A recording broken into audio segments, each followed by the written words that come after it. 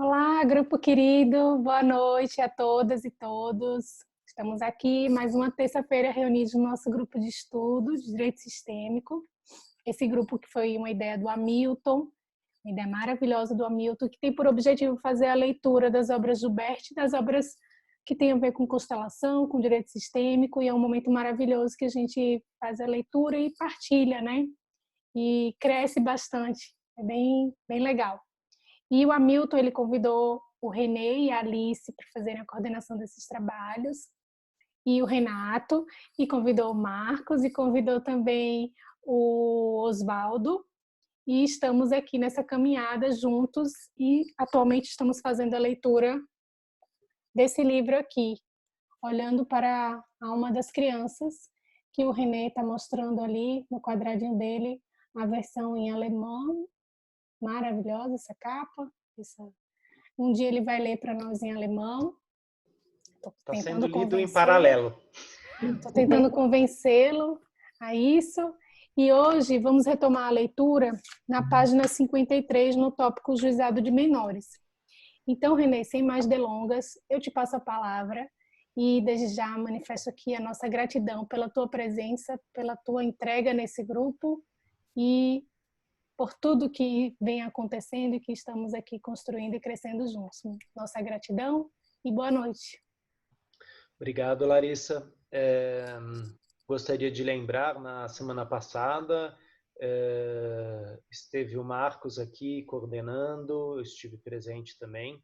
Houveram algumas perguntas, né? Então, se as pessoas quiserem retomar o grupo hoje, a partir dessas perguntas, elas podem escrever aqui na lateralzinha ou estender a mão, a gente segue a partir dessa reflexão, né? Estamos começando dezembro, temos mais 3 dias aí. Hoje é comigo, semana que vem é com o Marcos e finalizamos no dia 17, né, novamente comigo. Vamos seguir nesse livro, né, até lá. Então, qualquer dúvidas, por favor, coloquem aqui para a gente ampliar mais, né? A gente tem tido no grupo muitas pessoas de experiências diferenciadas, campos diferenciados, e é isso que enriquece muito o nosso grupo. Então, muito obrigado, Larissa, pela introdução e, por favor, senhora Cleusa, nos dê a honra de sua voz na leitura de hoje. Juizados de menores. Participante. Tenho pensado em algo relacionado ao meu trabalho. Os juizados têm de retirar crianças de suas famílias quando ocorrem situações de emergência. Crianças pequenas vão para famílias de acolhimento. Geralmente, trata-se primeiro de um acolhimento provisório. Muitas vezes, não é possível motivar os pais para continuar lutando após a criança ter ido embora. A mesma coisa seria aplicável aqui neste caso? Redner, sim. Participante. Isso significa que, se a situação não melhorar dentro de alguns meses, deveríamos procurar uma família definitiva? Redner, sim. Uma vez trabalhei com um caso assim. Dei um curso para mães de vilas infantis. Uma dessas mães havia sido entregue para adoção quando criança. Tinha em seu grupo uma criança que havia sido entregue pela mãe na vila infantil. Agora a mãe queria pegar a criança de volta. A pergunta era qual seria a solução boa aqui. Cancelamos isso e deixamos essa mãe da vila infantil representar a criança. De um lado estava a mãe da vila infantil e de outro uma representante da mãe biológica. A criança ficou no meio. Houve uma briga tremenda na alma da criança, para um lado ou para o outro. Ela ficou dividida por um longo tempo. Depois se colocou ao lado da mãe da vila infantil. Era esse o lugar certo.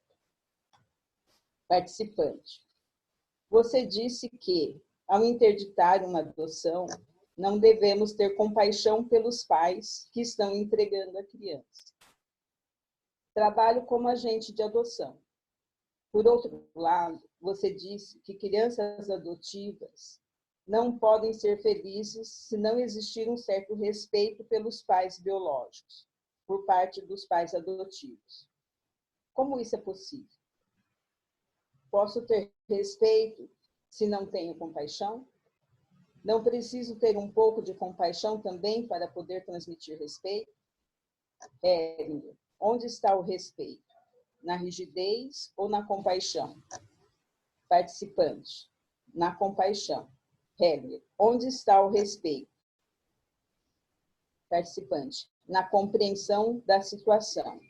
Hélio, se você tiver compreensão e compaixão, você os transforma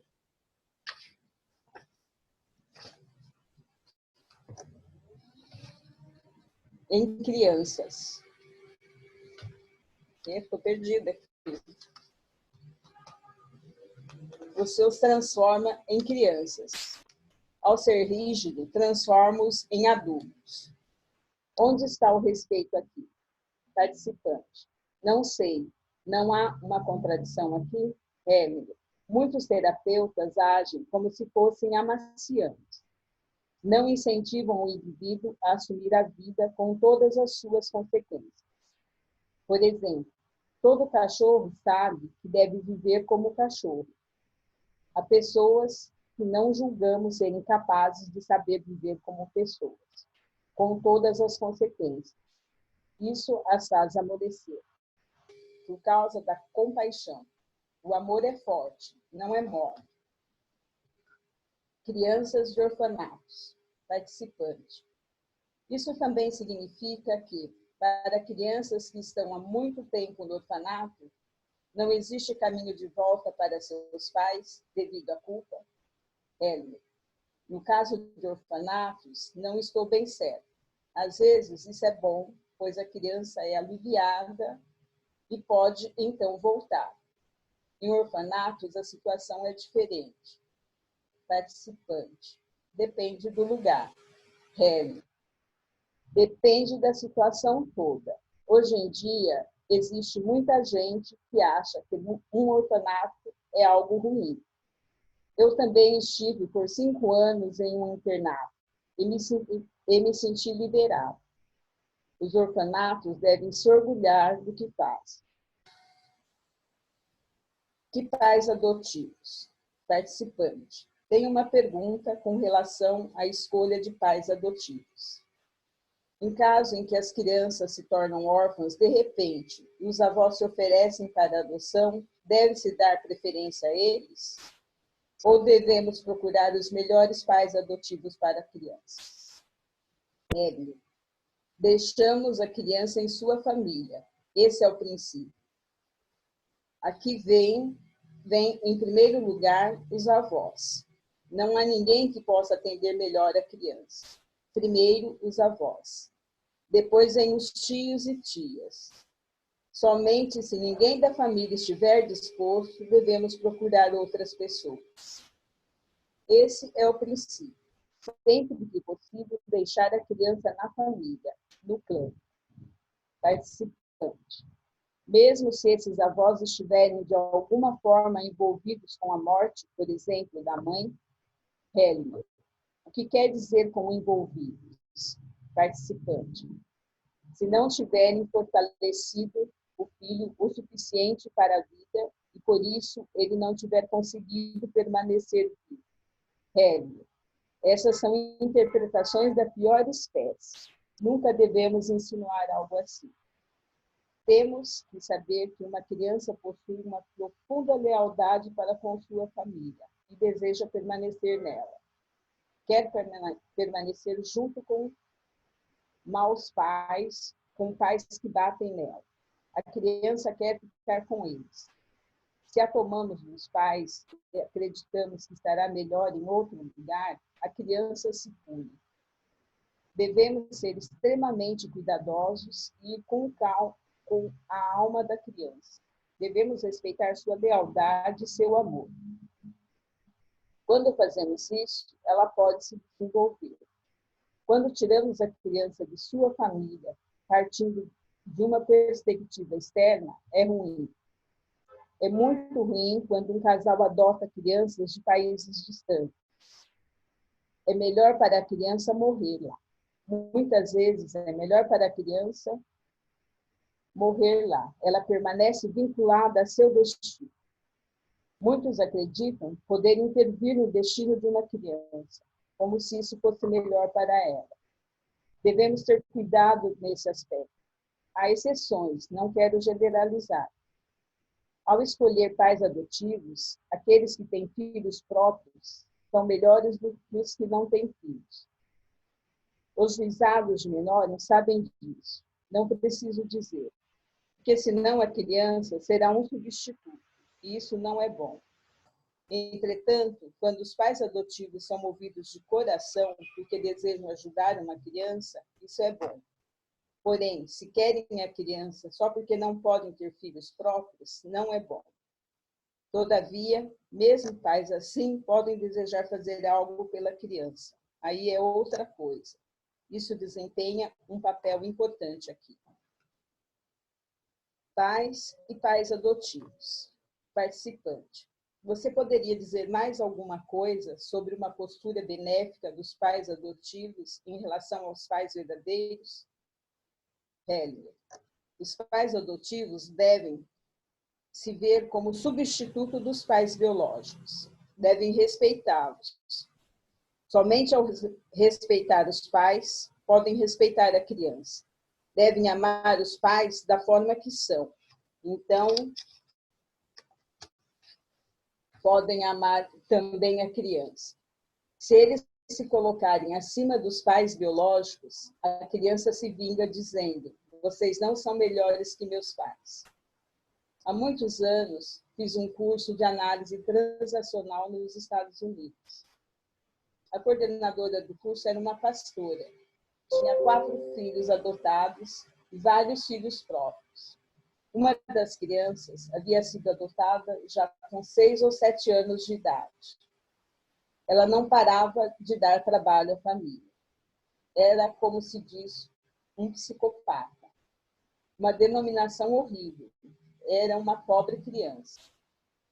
Depois de muitos anos, ela disse à criança: pode fazer o que quiser, continuarei sendo sua mãe. Aí a criança desabou e disse: mamãe, durante muito tempo quis que você se tornasse como a minha mãe. Agora eu desisto. A mãe dele era esquizofrênica. Eis a intensidade da lealdade dessas crianças. Tudo de bom para você e mande lembranças minhas aos seus pais adotivos. A gente pode parar um pouquinho, Cleusa. Até para ver se para os colegas, para as colegas, existe alguma dúvida.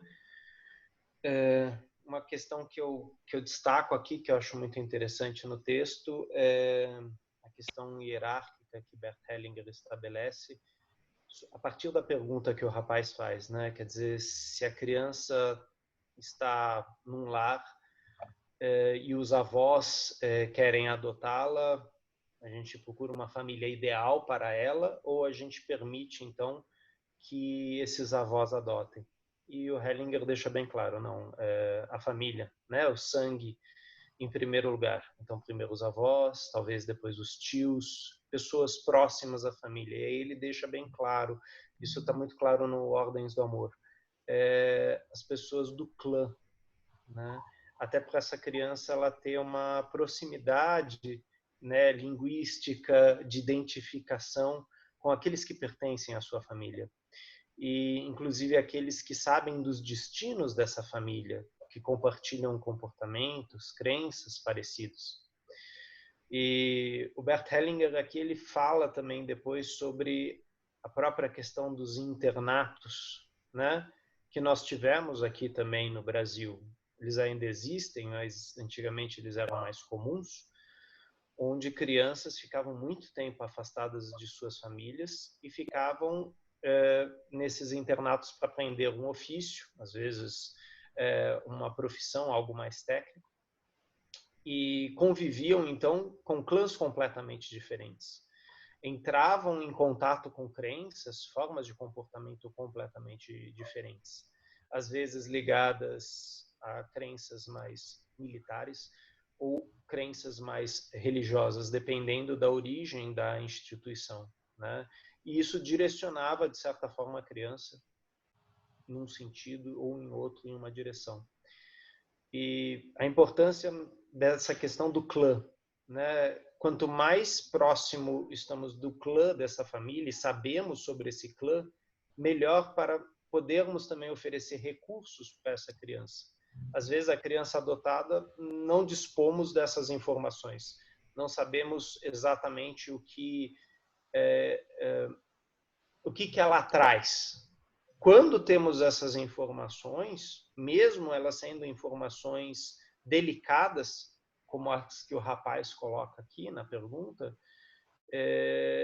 elas são importantes porque elas fazem parte daquele sistema.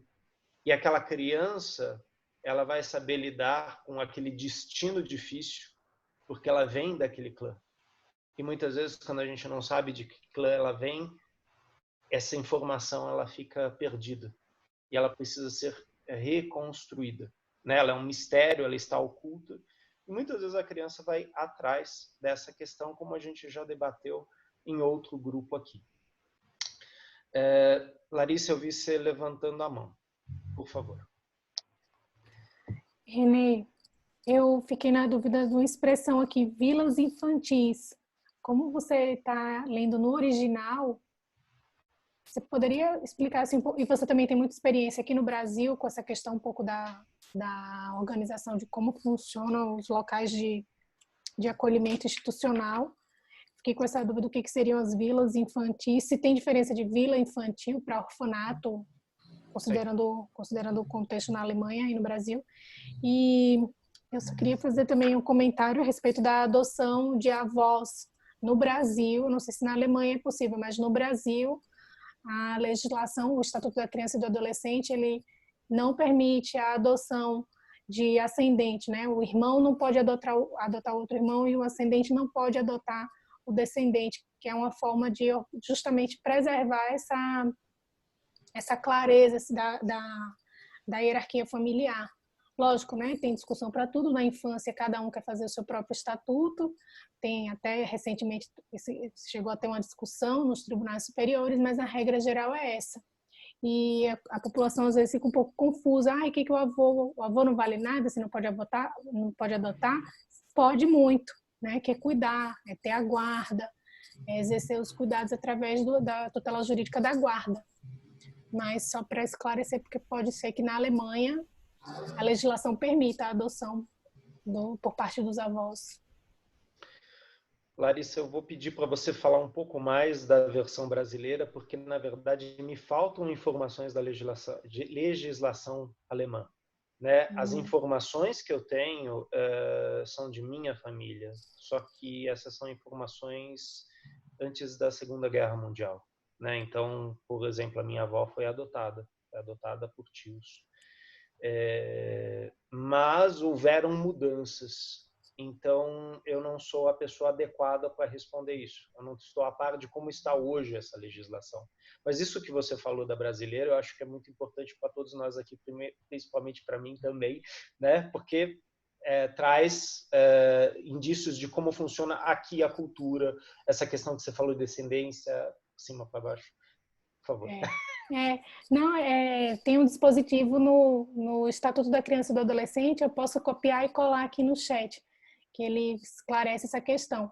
Mas como o texto coloca aqui fala tão claramente isso, para o avô adotar, então eu acredito que a legislação na Alemanha, ela permite a adoção por parte do ascendente poder adotar um descendente.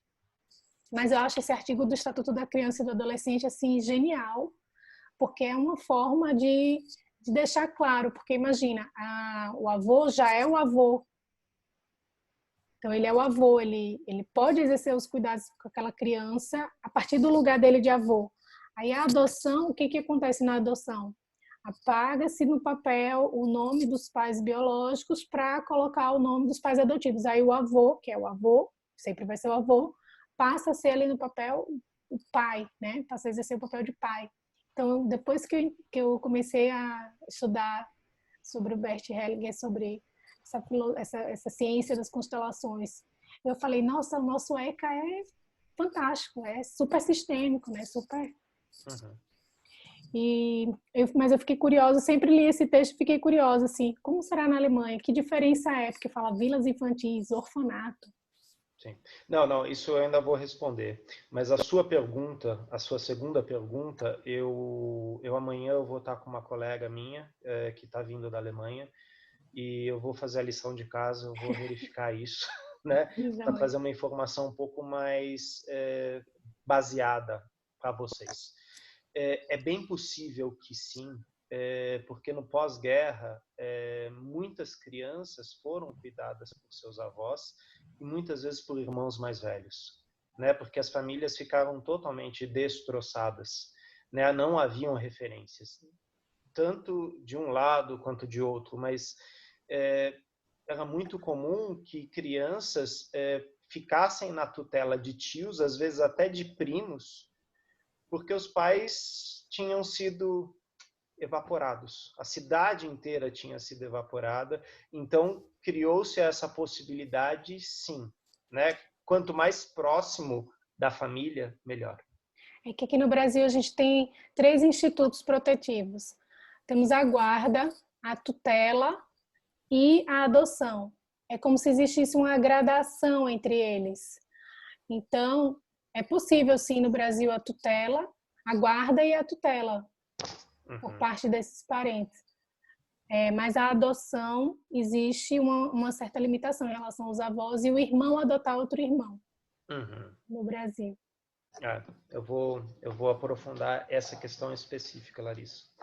Agora, em relação à sua primeira pergunta, existe uma diferença entre Kinderheim e Kinderdorf.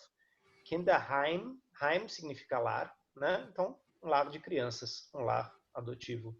Kinderdorf seria a vila de crianças.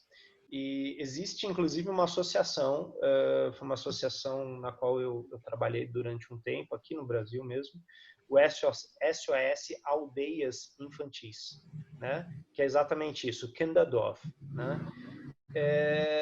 Nessas instituições você tinha os pais de coração, ou então as mães sociais, que eram mulheres que se disponibilizavam, e isso era um ofício, né, uma profissão, para cuidar como mães sociais de uma casa. E nessa casa haviam de 7 a 9 crianças, nem sempre da mesma família, nem sempre irmãos.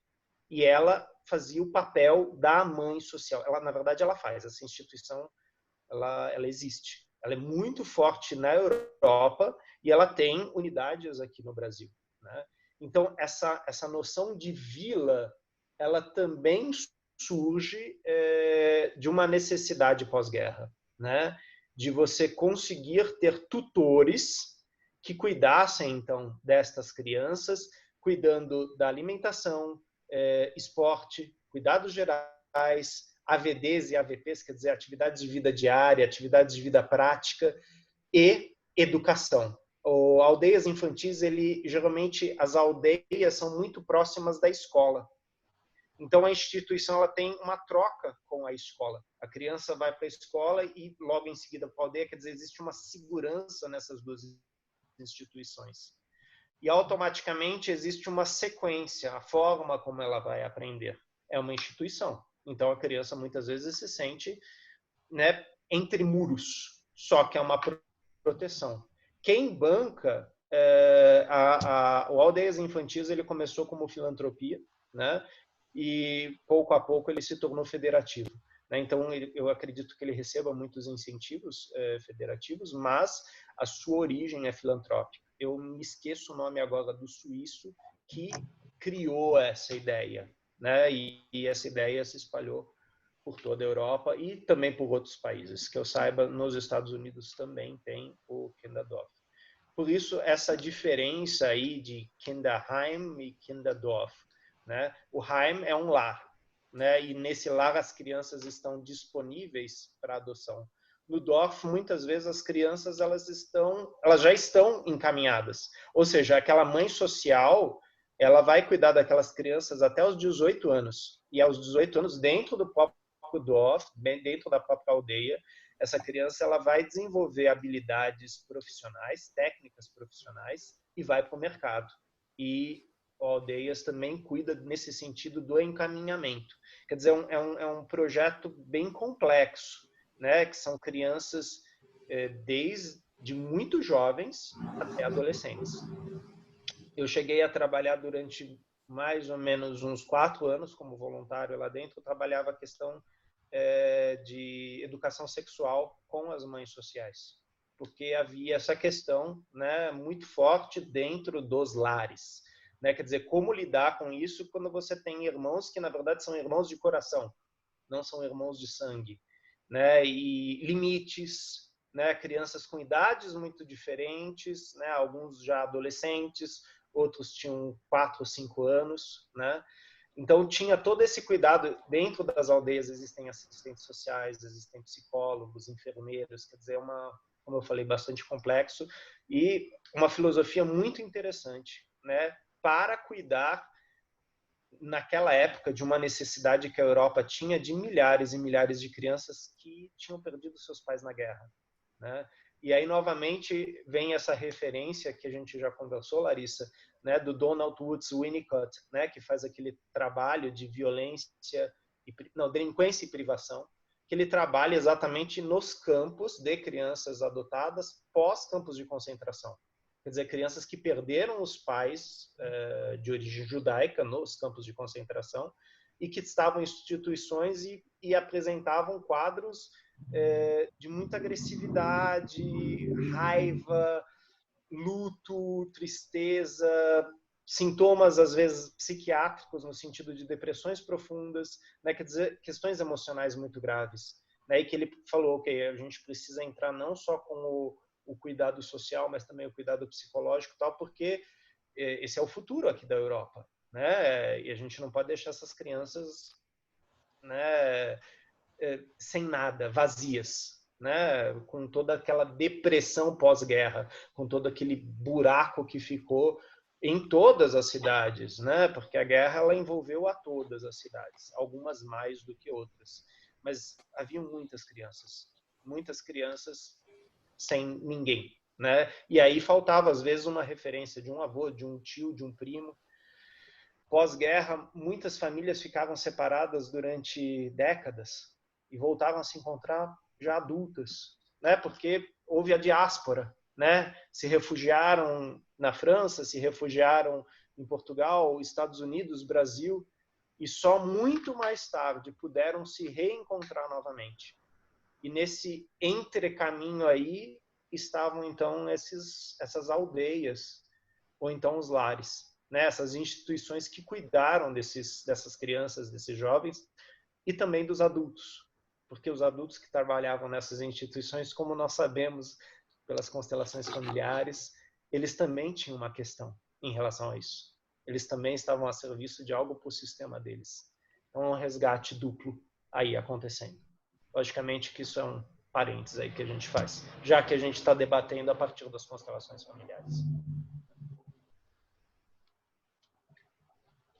Grata, Renê. Tem uma pergunta para você aqui, né, Larissa? Aqui no chat, na lateral. Eu acho que quando você falou ali da questão dos tutores, eu tinha colocado, eu acho que eu tinha respondido que no Brasil nós temos 3 institutos, né? A guarda, a tutela e a adoção, que existe uma gradação entre elas. Aí a gradação também tem a ver com o vínculo, com a perda ou não do vínculo parental. O vínculo jurídico, né, obviamente. E aí acho que a Sandra entendeu, sim, os parentes podem ser tutores. E eu vou colocar aqui a cópia do ECA, o artigo que eu mencionei ali.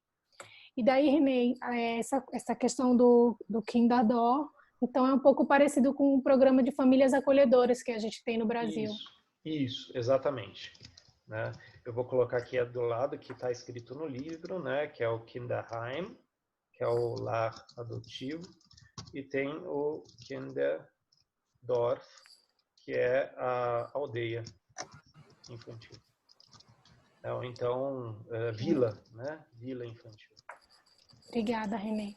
E se vocês quiserem pesquisar, SOS Aldeias Infantis, né? E vocês vão encontrar como Kinderdorf, né? O pátrio poder, ele se refere à adoção, né, Larissa? Isso. Isso é uma coisa que eu acabava lidando, não essas 3 diferenciações que você fez. Eu trabalhava muito com as brigas pelo pátrio poder. Então, eu estava mais como psicólogo acompanhando brigas internas na família pelo pátrio poder, né? E, logicamente, eram famílias onde existia uma violência intrafamiliar muito intensa, né? Abusos e etc. Né? Então, essas outras partes que você diferencia para nós do grupo são fundamentais. Porque, como você falou, não só o vínculo jurídico, mas também aí entra o vínculo de clã. Uhum. Mais próximo, mais distante, como se deu esse vínculo, como, por exemplo, as instituições que aqui no Brasil trabalham com crianças de rua ou na rua, trabalham muito essa questão do vínculo, que é extremamente complexo, né? Porque se a gente pegar Bowley falando da questão do vínculo, né? Do apego, do abandono, essas crianças são muito desamparadas, né? E como que uma pessoa de fora vai criar esse vínculo de cuidado? Porque essa criança, ela muitas vezes ela fala, não, eu sou autônoma, eu sou sobrevivente, eu não quero você. Ela tem medo, né? Como fazer essa vinculação? Como, a partir dessa vinculação, falar, ok, você precisa de certas coisas, né? Eu preciso trazer esse cuidado para você.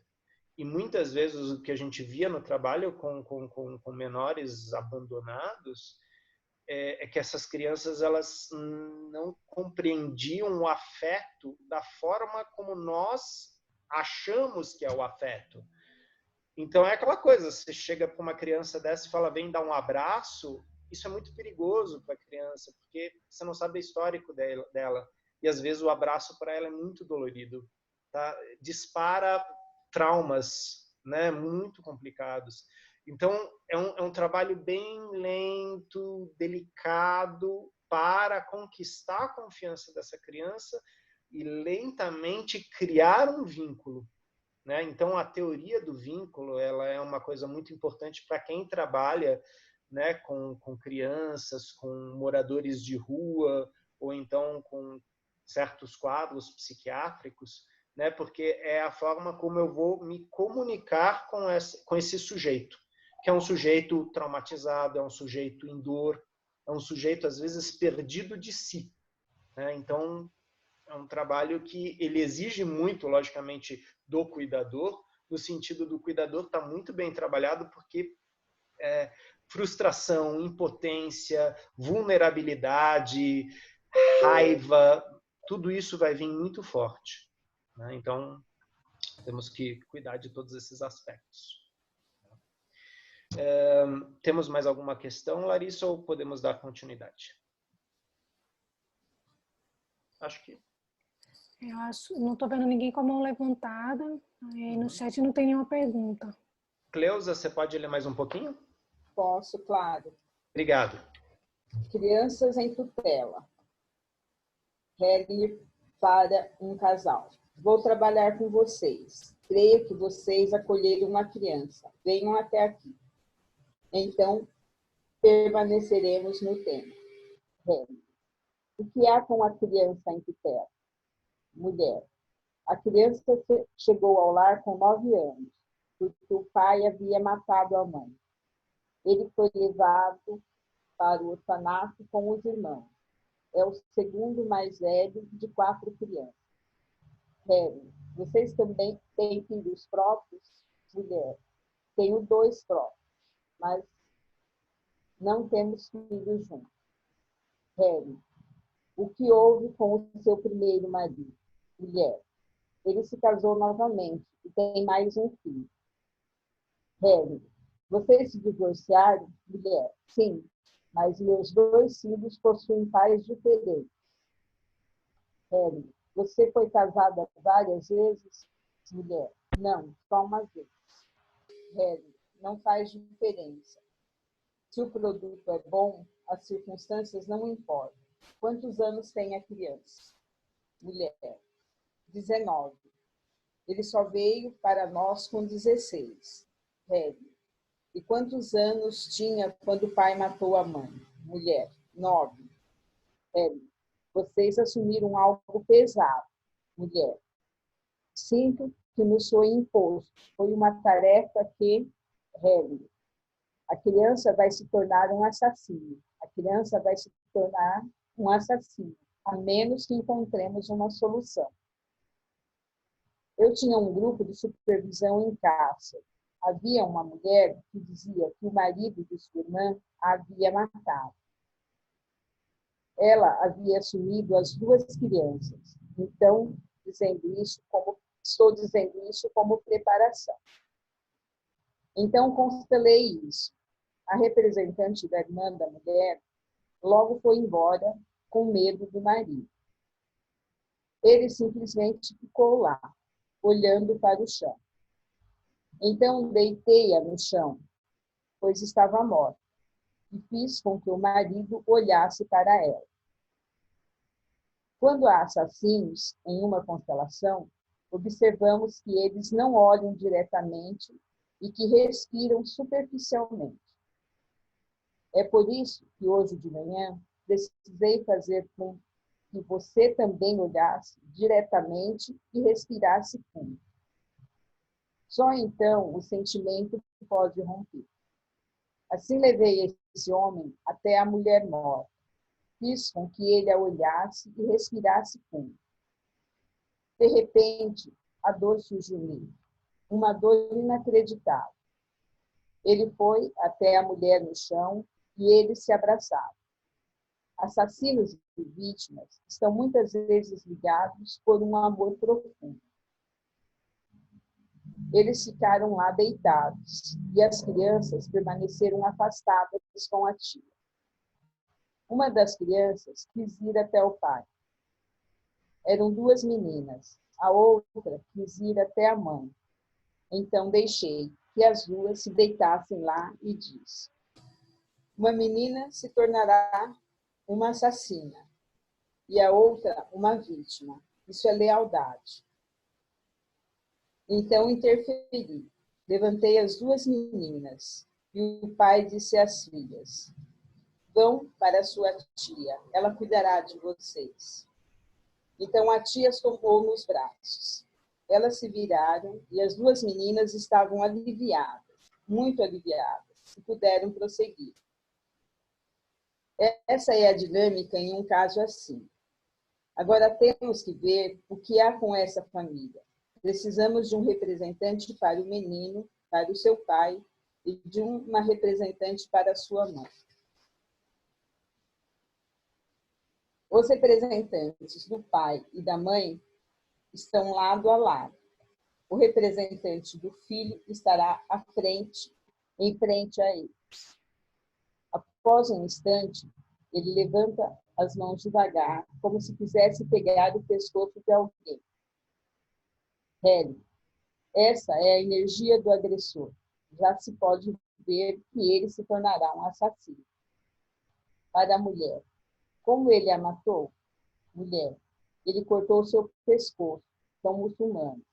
Hélio, o que aconteceu com ele? Mulher, está em uma clínica psiquiátrica. O pai fecha os punhos e os coloca em frente ao rosto.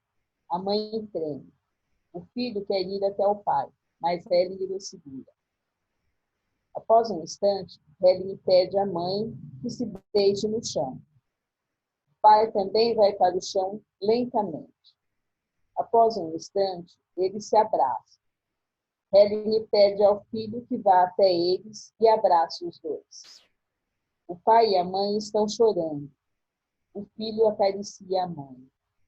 Após um instante, Hélio afasta o filho dele. Ele se levanta. Hélio vira de costas para eles. Ele escolhe um homem, coloca em frente ao filho. Ele diz: Você representa o destino. Harry, vou escolher você. Você é o destino. Para o filho. Curve-se diante dele. Após um instante, olhe mais uma vez para trás para seus pais. Você vai levar essa mensagem no seu coração. Vire-se novamente. Harry lhe pede ao destino que se coloque atrás dele. Harry para o filho. Como você está agora? Filho, bem, estou em paz.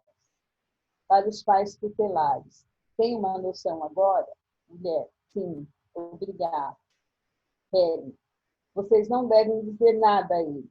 Confiem aos seus pais, da forma como viram aqui. Agora vocês podem olhá-los com amor e respeito. É um destino difícil para todos, mas que amor existe entre eles no final.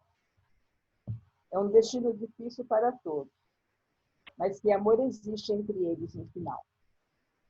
Isso é o certo. Vocês não precisam separá-los dos seus pais, ok? Certo. Hering para o grupo. Obviamente, fico pensando em um emaranhamento do destino.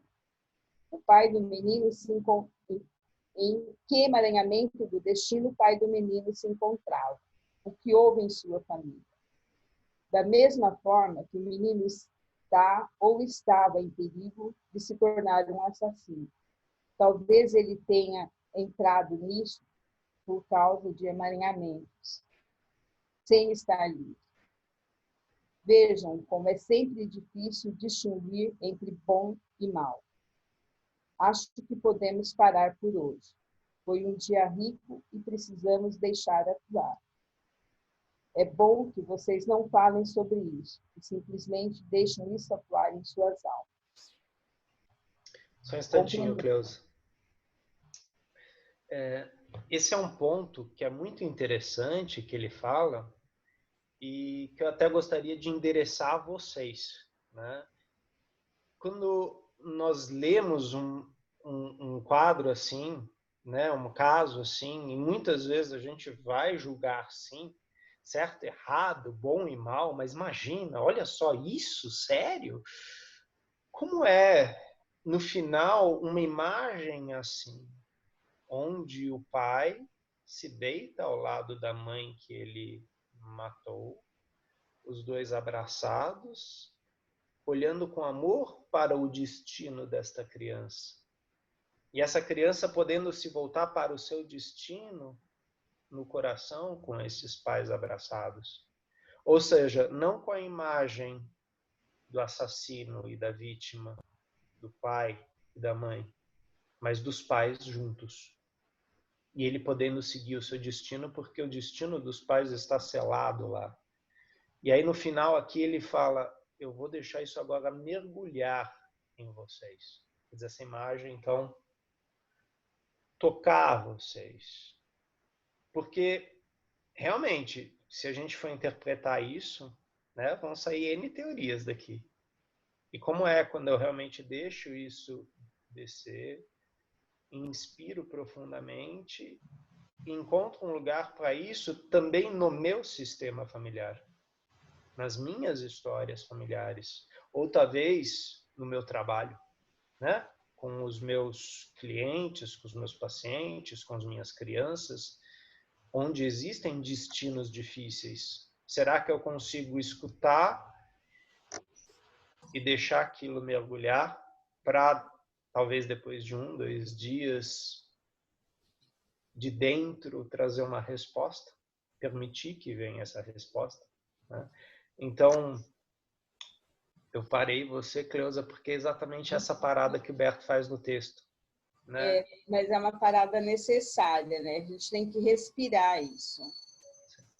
Perfeito. Respirar isso, né? Lembrando que na Alemanha, Berto fazia isso muito, Sophie faz isso muito.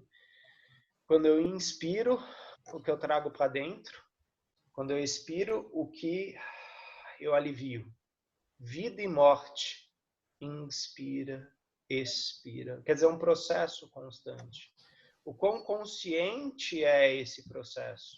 E muitas vezes, né, existem constelações onde, assim, você tem lá 500, 600, 1000 pessoas, um silêncio sepulcral. Você só ouve as respirações. E outras constelações onde você, de repente, escuta aquele... E aí, muitas vezes, o Bert ou a Sofia olhavam assim para as pessoas voltarem para aquilo e pararem de tentar enfiar aquilo numa fórmula. Você viu o que ela fez? Ah, nossa!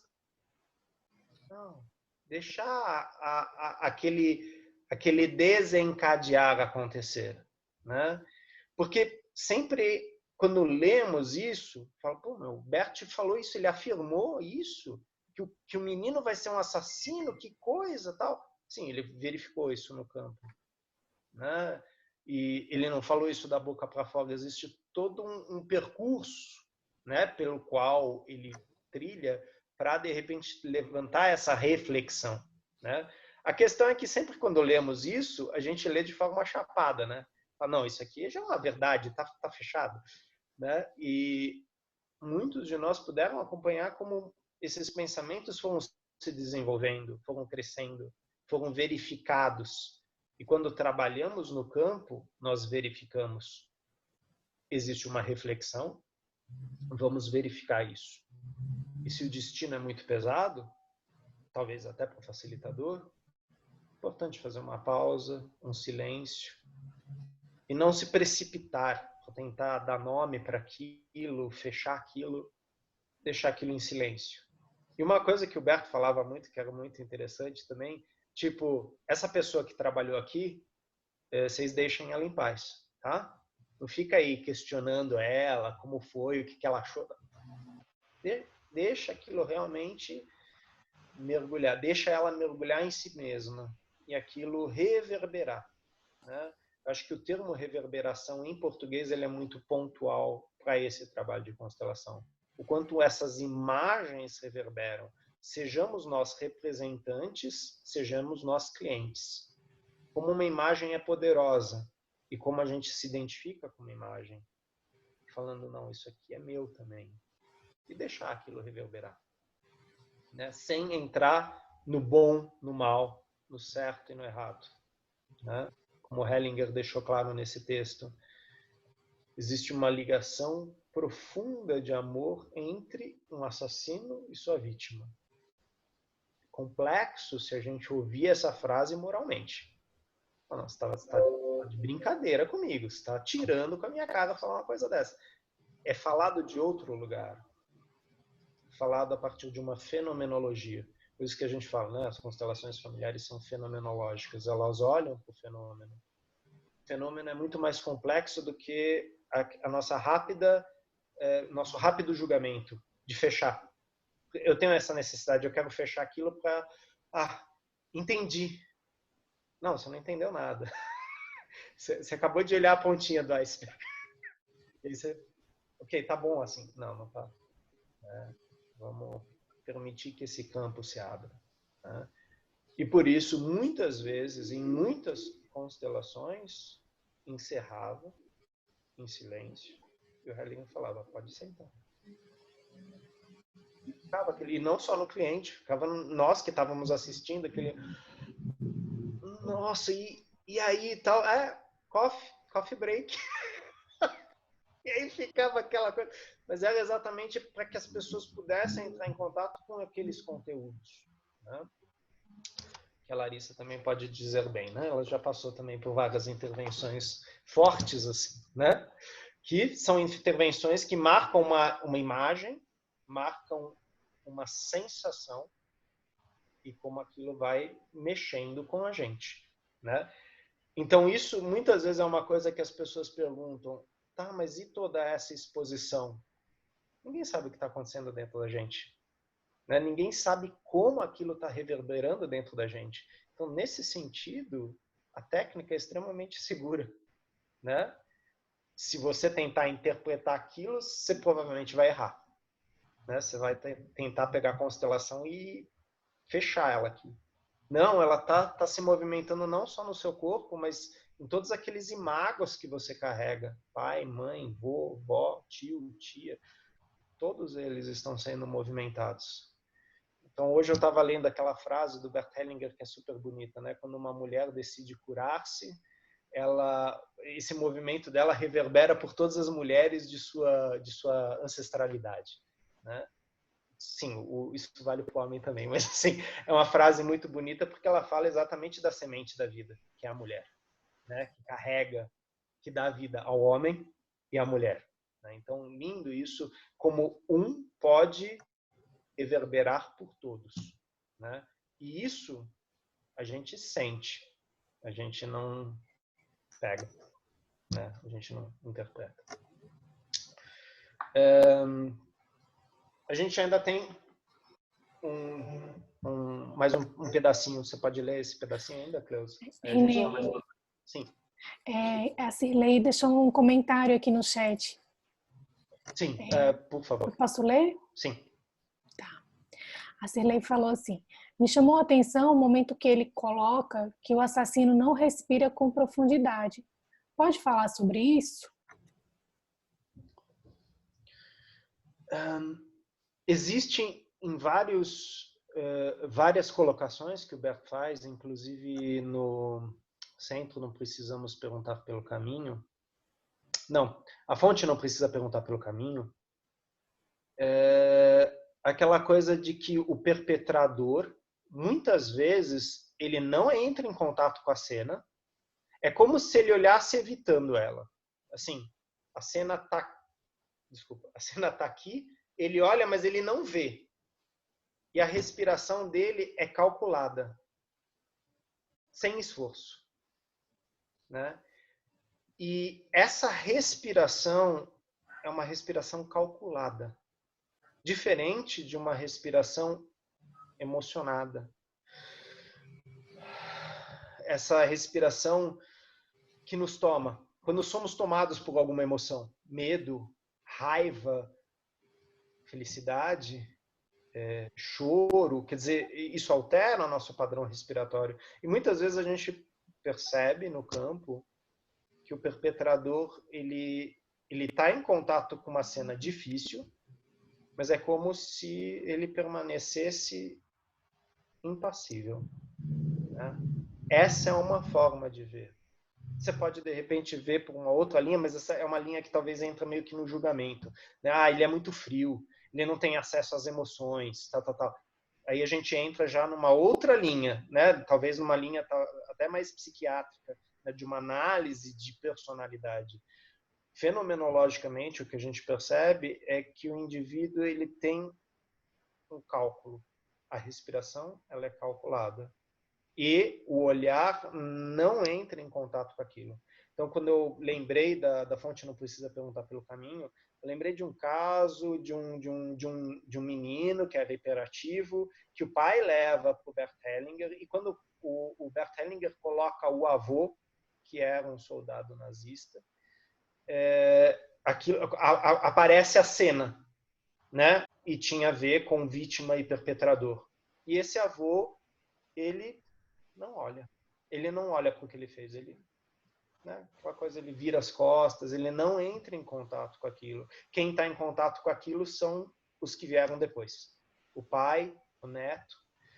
E aí, quando essa cena é vista, né, quando a consequência, né, que em alemão a gente fala muito de Folgen, né, quer dizer, quais são as consequências desse ato, disso que você fez, aí a respiração muda. A respiração para de ser tão pausada e calculada e de repente tem aquele... E inclusive isso faz uma mudança em toda a expressão do rosto, do corpo do perpetrador. E muitas vezes também da vítima. A vítima às vezes respira aliviada, fecha os olhos. E aí, logicamente, a gente tem vários casos onde o Bert Hellinger vai descrevendo isso. É muito interessante, se vocês tiverem a possibilidade de assistir alguns vídeos dele, né? A gente tem disponíveis alguns DVDs de treinamentos em Águas de Lindóia, o Amor que cura e o amor que adoece. Quer dizer, existem alguns DVDs que mostram, e aí você consegue ver essas transformações no representante. Às vezes o Hellinger aponta para a questão da respiração, né? Porque ele está o tempo todo observando, né? Existem facilitadores que vão trabalhar diretamente sobre o corpo do assassino ou da vítima. E aí você entra com recursos diferentes, né? Porque muitos facilitadores têm o referencial da traumaterapia, têm o referencial da hipnoterapia, têm o referencial de outras técnicas, e eles adaptam ou trazem essa técnica como recurso para o campo, né? O Bert Hellinger, em alguns momentos, ele apontava para as pessoas que estavam lá: ó, vocês viram isso? Porque ele apontava, ele falava: isso é visível para todos, não é? Eu não estou tirando do chapéu aqui, eu não estou inventando, todos viram isso. E esse é um traço que ele fala, que você reparou muito bem aí, Sirley, né, da respiração, né? Lógico, isso precisa ser verificado caso a caso, né? Isso aqui não é uma teoria geral sobre assassinos, né? Mas nesse caso que ele está falando, exatamente, a gente tem essa respiração calculada e esse olhar que calcula também. Eu acho que a palavra calculada, ela está muito fixa na minha cabeça. Eu já pude ver essa dinâmica algumas vezes, né? E é um rosto gelado, né? Um rosto que não emite muitas expressões.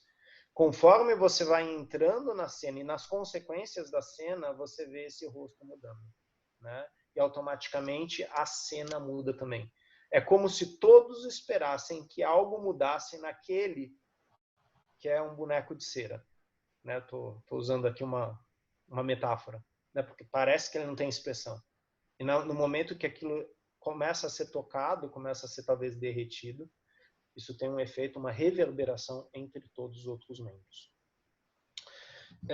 Não sei se Sirley, desculpa. Não sei, Sirley, se te ajudou essa colocação, ou se você gostaria de repente, trazer algum acréscimo a isso.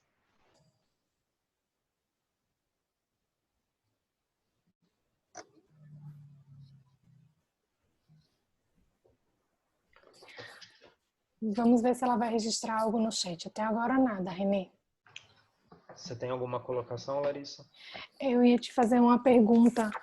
Se você puder registrar o nome do autor que você mencionou sobre a teoria do vínculo. Você citou um autor. John Bowley. John Bowley. A Sirley falou obrigada aqui no chat agora. Só um instantinho que eu vou só confirmar a grafia dele, do nome, para não passar errado aqui. Ele foi psicólogo, psiquiatra, psicanalista britânico. John Mostyn Bowley. Eu vou escrever aqui no chat do lado, tá? Tá. Aí você vai ver a resposta da Sirley. Ela falou muito bom. Bowley, ele trabalhou muito a teoria do vínculo. E a gente tem alguns facilitadores que eles estão seguindo muito essa teoria. Então, por exemplo, recentemente a gente teve lá em Brasília o Franz Ruppert. O Franz Ruppert, ele trabalha muito com a referência de Bowley, né? A teoria do apego, né? Então, essa questão do desamparo, de uma criança sentir o trauma do desamparo, da impotência, mas realmente ela passar por isso, ela ser abandonada, ela ser deixada ou ela ser violentada, né, como aquilo vai fragmentar a sua estrutura psíquica e vai alterar as respostas emocionais no corpo dela, né? É uma teoria mais da psicologia, e quem trabalha geralmente com um público abandonado, um público esquecido, excluído, geralmente entra em contato com essas teorias, né? Ele é um dos que fala. Na traumaterapia a gente estuda isso também, na psicanálise a gente estuda, é que na psicanálise tem o Lenk, né? É um psiquiatra que trabalha bastante também nessa linha do vínculo, do apego,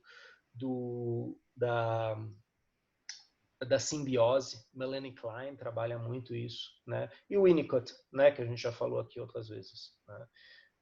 São teorias fundamentais para quem vai trabalhar com esse público. Agradeço a sua pergunta, Sirley, né? As constelações familiares, elas têm muito a ver com a observação do campo, né?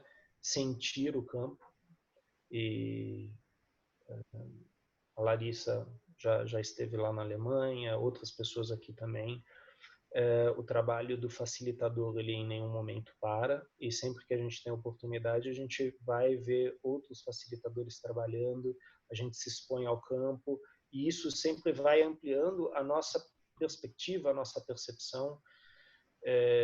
Posso dizer que eu vi vários trabalhando e existem recursos totalmente diferentes de um facilitador para outro, de um colega para outro, e a gente sempre vai ampliando um pouco esse nossa maleta aí de ferramentas, né? Nesse trabalho, que é um trabalho do incompleto, né? A gente não está trabalhando para completar a pessoa, a gente está trabalhando com algo que é incompleto, sendo que nós somos incompletos, né? Mas, assim como o indivíduo está a serviço do seu sistema familiar, ele encontrou você, que está a serviço do sistema familiar dele também, por um tempo curto, né? E provavelmente existem respostas aí também. Talvez até a resposta seja uma não resposta, né? Mas aí entra aquela coisa um tanto paradoxal. Qual que é o movimento e o quanto ele é importante? Às vezes, nós conseguimos descortinar, né, algo traumatizado e mostrar de outras perspectivas. Outras vezes, nós vamos manter aquilo, porque é importante que fique. A gente percebe o sistema fala, não, isso aqui é melhor assim. Não está pronto ainda, não. Às vezes precisa de mais uma geração, mais duas. Mas e o sofrimento? Se a gente descortinar, talvez seja pior, né? Então, é delicado. Novamente, como Hellinger sempre falava, isso não é uma brincadeira, né? É vida ou morte, né? A gente não está brincando com o sistema familiar, a gente está mexendo com fios muito delicados, né? E muitas vezes o cliente ele confiou isso para a gente, né? Ele permitiu que a gente olhasse para isso. E aí a gente tem que ir que nem uma aranha, né? Uma teia, bem delicadamente, né?